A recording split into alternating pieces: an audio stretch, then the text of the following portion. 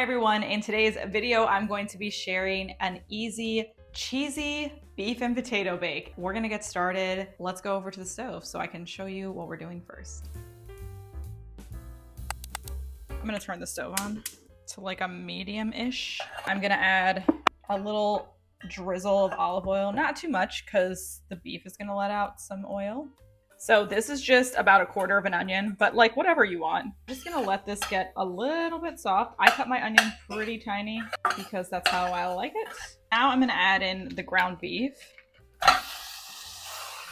We don't have to get it like 100% cooked because it is gonna cook in the oven for like an hour for the potatoes. I'm gonna add my seasonings. So first off, I'm gonna add some paprika. This is just like maybe a 1/2 teaspoon. So I'm gonna add like a 1/2 teaspoon of garlic. You could do more or less, like that much of pepper.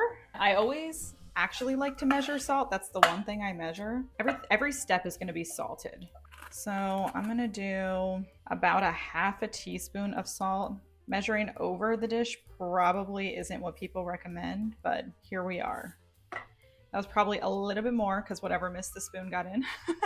And then I also am gonna do some of this umami seasoning. I just really like the taste of this. You don't have to do this. This is optional. Mix that all in. Going to add about a teaspoon of Worcestershire. Worcestershire. Add this to a lot of my ground beef recipes. Just some frozen chopped spinach. You do not have to do that. I never eat enough vegetables in my life, so I like to add veggies in where I don't notice it so much. And I add some green. It looks kind of interesting and nice also. So about 2 tablespoons of tomato paste. Lastly, 1/2 cup of chicken broth. This is homemade chicken broth, so it has a little more flavor. You could taste your meat mixture here and just make sure it tastes salty enough, and you want it to be a little juicy so that it doesn't dry out. So you see like the texture here. I honestly might even add just like a splash of water to this. So you want it to be like nice and moist looking here. And then that's it. We're gonna put it in a casserole dish. My casserole dish is like smaller than a 9x13. It's probably 7x9, something like that. Whatever casserole dish you have. If it's a little deeper, it might need to cook a bit longer just because of how the oven works. This is really cool. I wanted to show you it while I had it here because the cheese is in here. I grated the cheese into this. It has a measurement on the side, so you can see it's probably like a little bit over a cup. This is so cool because it has like different grates. So it has the mandolin, which we're going to use for the potatoes.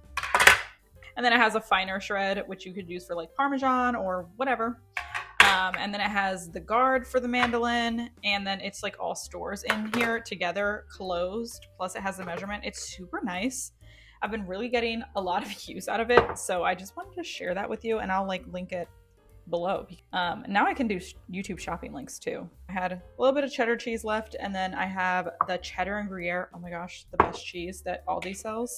So you could use about 3 medium-sized potatoes. I feel like these were a little bit on the smaller side, so I just grabbed 4. And then we're gonna like slice them on the mandolin. I want to actually cut out some of the like rough looking spots first.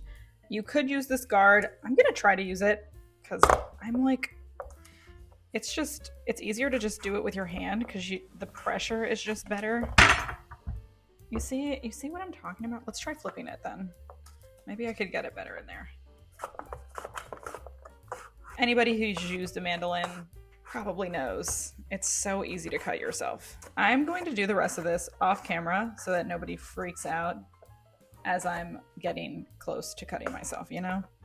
I'll let you know how it goes. I'll be back in a second. So I put like all the weird jaggedy pieces first. The top layer, you kind of see the potatoes. So this is just me being like, oh, I want it to look semi-nice. Okay, and then I have this whole other bowl of potatoes, just kind of getting it layered somewhat evenly. Once they're sliced like this, it feels like it's so many more potatoes than you would think it could turn into. I am going to put 1 layer of salt and pepper right now, and then do the rest of the potatoes a little bit of salt here. Oh, it's gonna be kind of a lot of pepper. Okay, that's fine. All right, and then one more layer of the potatoes, and then we're gonna do the cream layer. I just don't want it to be bland. That's why I just like to salt by layer. Usually makes things taste a little bit better. A little bit more salt here, just a little bit. Then I have about 3/4 of a cup of cottage cheese. I'm actually gonna use this potato bowl. About 1/4 cup of half and half. You could use cream. I'm gonna put a little salt in this, a little bit of pepper, and then I am just going to pour this on top. And the reason it has more protein is because of the cottage cheese. Cottage cheese has way more protein than cream and sour cream. That is why I choose to do that. It turns out really good, like kind of like melts into everything else.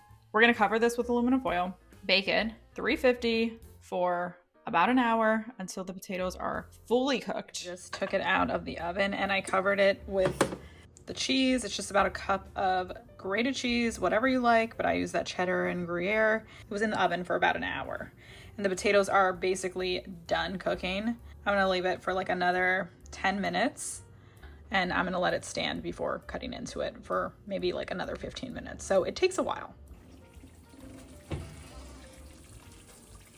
The cheesy beef and potato bake is done and it smells so good. I don't know if you can see, it's kind of like a more shallow dish, so it's not like the most aesthetically pleasing to look at necessarily, but I mean, who can resist a golden cheese topping? So, I mean, it is kind of great to look at. I'm just gonna dig in, let you know how good it is.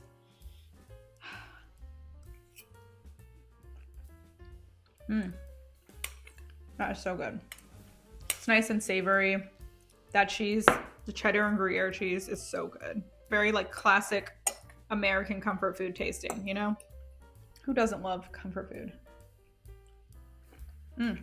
If this recipe looks good to you, make sure you check out the description box below, and that's gonna have the full recipe with all the measurements, ingredients, and all that stuff. So check that out by clicking the title of the video and it'll expand down if you're trying to find it. And if you're into videos like this with simple recipes, or I also do food reviews, taste tests, all kinds of food related content on here, make sure you subscribe for more and like the video if you liked it.